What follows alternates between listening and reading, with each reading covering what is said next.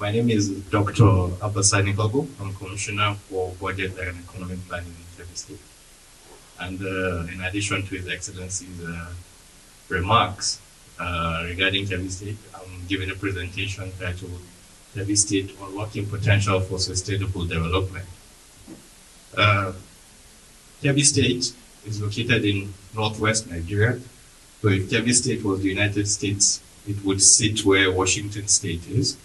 The state brimming with potential. This presentation is to outline a strategy for sustainable development, focusing on economic growth, social well-being, and environmental conservation. Can I have the next slide, please?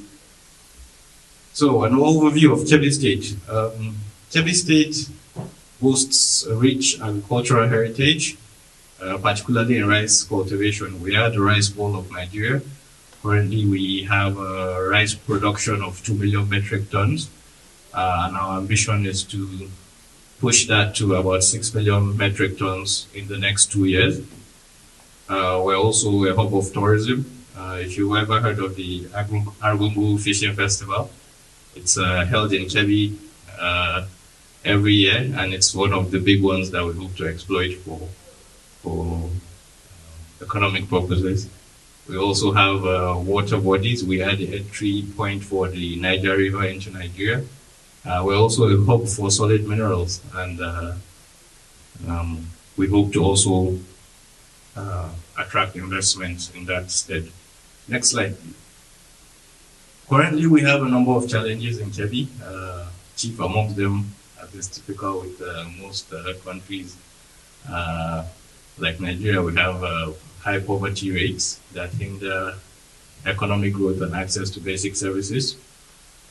We have a food security issue. Now, incidentally, Kebbi is one of those states on which Nigeria relies heavily for food, and that is why Kebbi is ideally placed, and that is why food security is very important from the perspective of Kebbi State, and we intend to ramp up production and ensure that productivity across our value chains are maintained. We have unemployment, typically again not unusual with countries like Nigeria, and we have environmental degradation as well.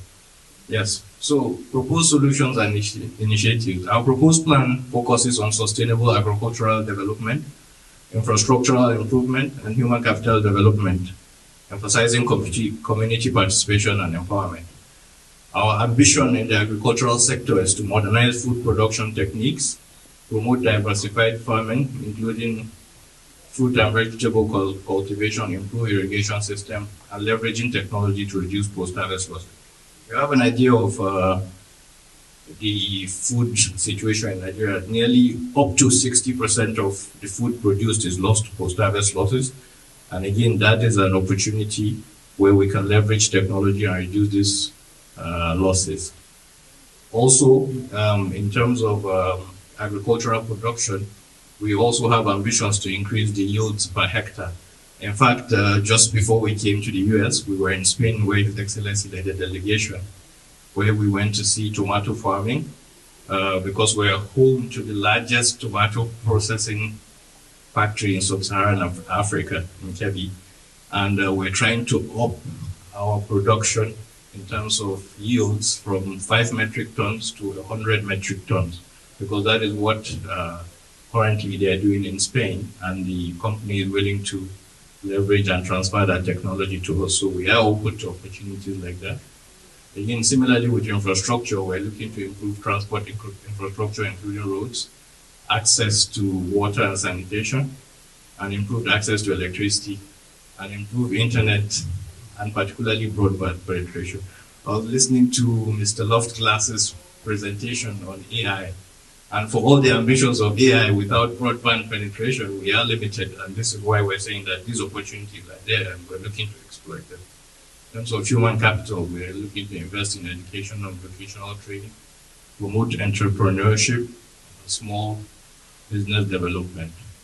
Of course, our ambitions align with the Sustainable Development Goals, SDG 1, no poverty, zero hunger, decent work. Incidentally, SDG 5 is missing there, but His Excellency made a point of pointing that out, that we're also very, very keen to ensure that there's gender equality and representation in all our activities. Next slide, please. Yes. So the anticipated impacts and outcomes. So we hope that if we are able to intervene in all these sectors that I've pointed out, we will see a reduced poverty levels. We will see improved food security. We will see enhanced human capital, and there will be an associated sustainable development element to the program as well. Next slide, please.